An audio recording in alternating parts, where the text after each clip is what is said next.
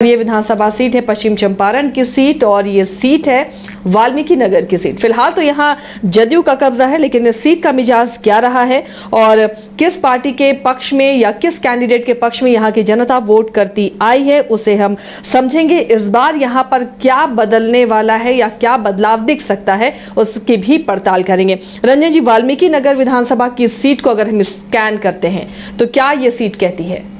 देखिए, वाल्मीकि नगर सीट को जब आप स्कैन कीजिएगा तो जो पहली चीज दिखेगी वो ये दिखेगी कि इस सीट का जो अस्तित्व है वो 2010 में आया।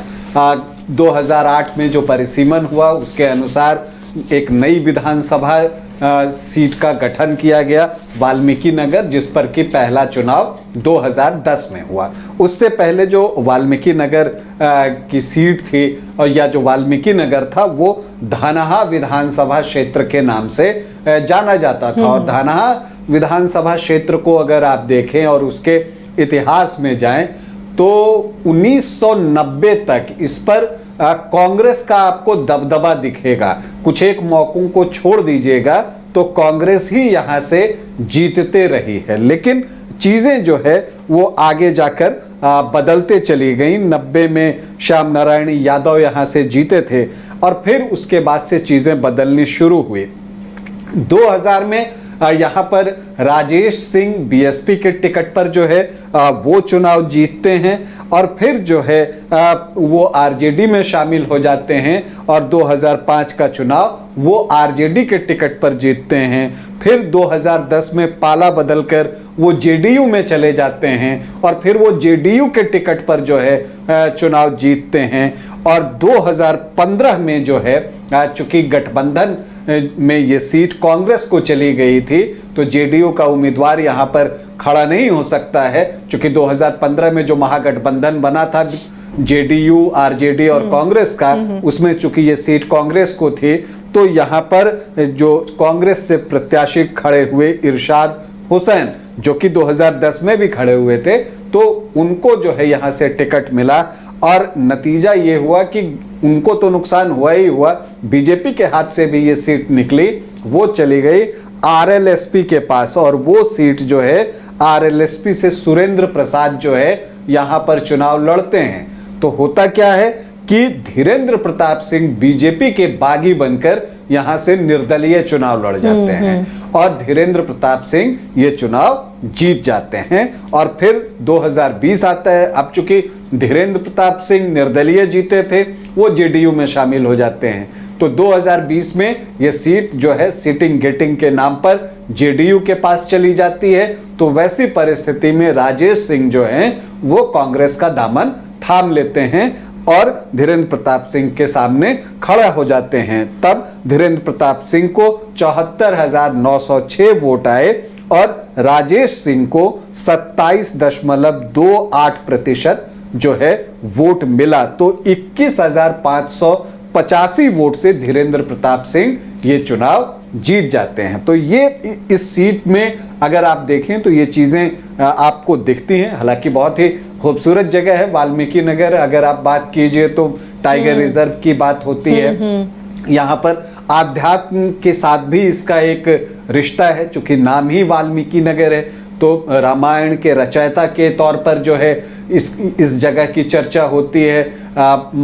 जो प्रभु श्री राम हैं उनके बच्चे लव कुश के जन्मस्थली के रूप में भी इस जगह को लोग देखते हैं। तो एक खूबसूरत प्राकृतिक रूप से भी बहुत सुंदर जगह है, लेकिन यहाँ की राजनीति जो है वो देखना है कि इस बार किस तरह से आगे बढ़ती है। क्योंकि एक चीज और भी हुआ है जो एक इंटरेस्टिंग मैं देख रहा था कि पिछली बार राजेश सिंह जो हैं वो कांग्रेस के टिकट पर चुनाव लड़े थे। अब हुआ क्या है कि राजेश सिंह जो है वो बीजेपी में अब आ चुके हैं और धीरेन्द्र प्रताप सिंह जो है ऑलरेडी जेडीयू में है। दरअसल जो अमित शाह की सभा हुई थी उस दौरान राजेश सिंह जो है वो बीजेपी में शामिल हुए और अब जो है एक तरह से आप एनडीए में देखिए तो दो उम्मीदवार दिखते हैं। अब सामने महागठबंधन से कौन उम्मीदवार होगा ये देखना जो है वो दिलचस्प होगा। सुरेंद्र प्रसाद की चर्चा हो रही है, अन्य भी कई लोग हैं जो कि दांव यहां से आजमाएंगे, जातीय कॉम्बिनेशन, गणित, उन सारी चीजों का हिसाब किताब होगा और तब तय होगा कि यहां से महागठबंधन किसे उम्मीदवार बनाता है। क्या यहां पर कांग्रेस को ही ये सीट दी जाएगी? कांग्रेस ने 2 बार यहां से इरशाद हुसैन को मैदान में उतारा, 2010 और 15 में दोनों बार उनको जो है हार का सामना करना पड़ा और प्रदर्शन बहुत बेहतर नहीं रहा। जब वो महागठबंधन के टिकट पर भी 2015 में उतरे थे तो उनको सिर्फ 18% जो है वोट आए थे। तो इसीलिए आप देखते हैं कि उसके बाद कांग्रेस को प्रत्याशी बदलना पड़ा, राजेश सिंह को टिकट दिया उन्होंने 2020 में। अब आगे क्या होता है, चूंकि अब वो उम्मीदवार भी नहीं है उनके पास, तो क्या कांग्रेस ही चुनाव यहां से लड़ती है या आरजेडी इस सीट को अपने पाले में लेता है? चूंकि आरजेडी यहां से 2010 में चुनाव लड़ चुका है, मुकेश कुशवाहा उस वक्त आरजेडी के टिकट पर चुनाव लड़े थे और दूसरी पोजीशन पर आए थे राजेश सिंह के खिलाफ। 27,618 वोट उनको 2010 में आए थे। तो आरजेडी भी इस सीट पर दावा कर सकता है। तो दोनों ही तरफ अगर आप गठबंधन को देखिए तो स्थिति एक जैसी दिखेगी। एनडीए के पास बीजेपी का भी कैंडिडेट है और जेडीयू का भी कैंडिडेट है, और दूसरी तरफ आप जाइए तो आरजेडी और कांग्रेस के बीच भी इस सीट पर गहन चर्चा होगी, मुझे ऐसा लगता है। अब इन सारी चीजों को देखने के बाद अगर हम इस निष्कर्ष पर आए कि ये सीट जा किधर सकती है, तो उसके लिए हमें वाल्मीकि नगर के जातीय समीकरण को समझना होगा। बिल्कुल, इसी पर मैं भी आ रही थी कि आखिर ये समीकरण यहाँ पर क्या कहता है, इशारा क्या देता है और किसको ये समीकरण सूट करता हुआ दिखता है?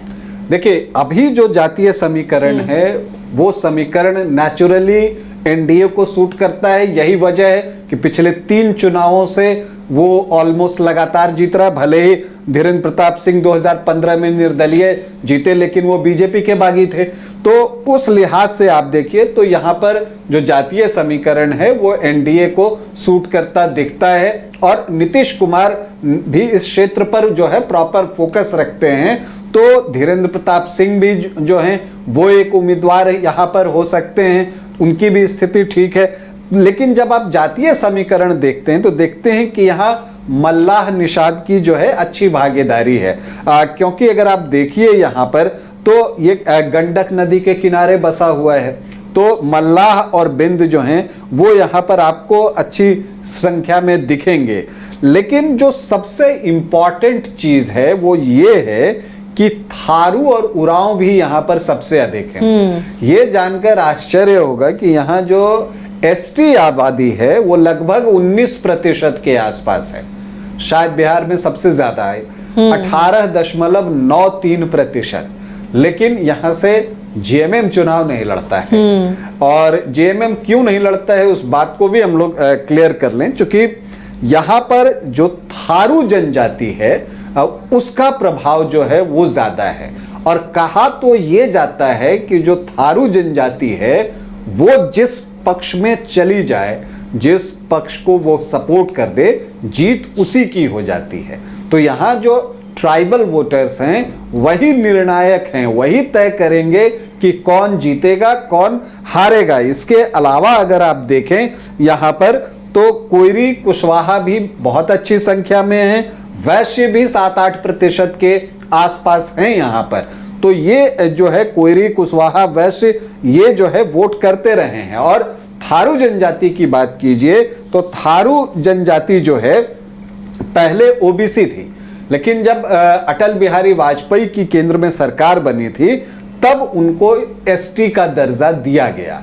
तो नेचुरली तब से जो है वो बीजेपी को वोट करते रहे हैं। उससे पहले उनका झुकाव कांग्रेस की तरफ हुआ करता था, लेकिन अब जब से उनको एसटी का दर्जा वाजपेयी सरकार ने दिया तो उनका झुकाव जो है वो बीजेपी की तरफ होता है। तो यहां से बीजेपी लड़े तो उसको वो वोट करते हैं, या फिर जो है ये भी हो सकता है कि जेडीयू लड़े तो वो उसको वोट कर सकते हैं। तो ये चीजें जो है यहां पर आपको दिखती हैं कि इन सब की संख्या यहाँ पर मजबूत है। यादव भी बहुत अच्छी संख्या में हैं, लगभग 12% के आसपास, और इसी के आसपास जो है आपको कुशवाहा भी दिखेंगे।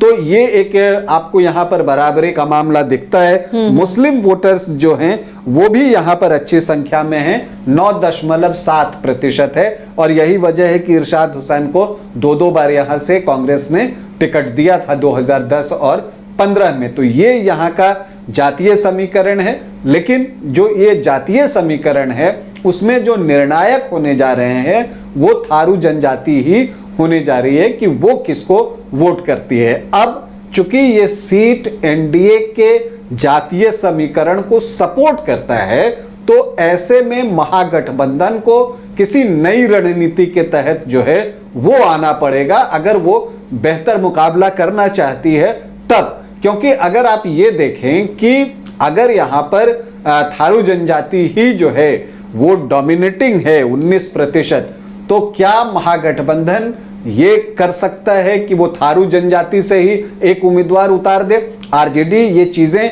लोकसभा चुनाव के दौरान करता रहा है कि वो एनडीए को ट्रेडिशनली वोट करने वाले जाति के जो वोटर्स होते हैं उनको अपनी पार्टी के टिकट पर खड़ा करता है और फिर एमओआई इक्वेशन को इंटैक्ट रखते हुए वो अपने वोटों में इजाफा करता है।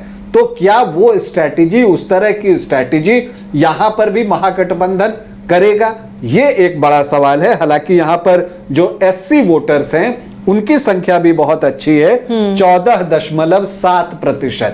तो आप समझिए कि एसटी 19% के आसपास और एससी 14.7% के आसपास, मतलब 33.34% जो वोट का चंक है वो यही 2 जगह पर है। तो इसलिए कहा जाता है कि जिधर एसटी चले जाएं, और यही एससी वोटर्स की वजह से बीएसपी भी यहां पर अच्छा प्रदर्शन जो है करते रही है। क्योंकि एक तो देखिए वाल्मीकि नगर यूपी के बॉर्डर से भी सटा हुआ है और वहां से भी लोगों का आना जाना होता रहता है, तो बीएसपी का एक प्रभाव जो है वो इस क्षेत्र में दिखता है। मैं देख रहा हूं कि 2020 में बीएसपी जो है उसने 7.4% वोट लाए थे, 4थी पोजीशन पर था। इसके अलावा 2015 में आप देखिए तब उन्होंने बीएसपी ने अल्ताफ हुसैन को उतारा था और वो 6% वोट लेकर आए थे।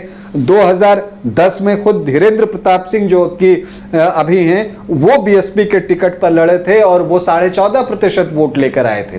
तो बीएसपी का भी एक वोट बेस यहां पर है। इसका मतलब जो एससी वोटर्स हैं वो बीएसपी को भी एक हिस्सा देते हैं। ऐसे में स्ट्रैटेजी दोनों तरफ से बनेगी, ये देखना दिलचस्प होगा। क्योंकि मेरा फोकस ये होगा कि महागठबंधन यहां पर किस स्ट्रैटेजी के साथ आता है, क्योंकि प्रयोग उसे ही करना है। दूसरी तरफ से तो जीत हो रही है, तो जब आपका कुछ बेहतर हो रहा होता है तब आप वहां पर उतना प्रयोग नहीं करते, लेकिन जिसको कुछ नहीं मिल रहा वो प्रयोग करने की स्थिति में होता है।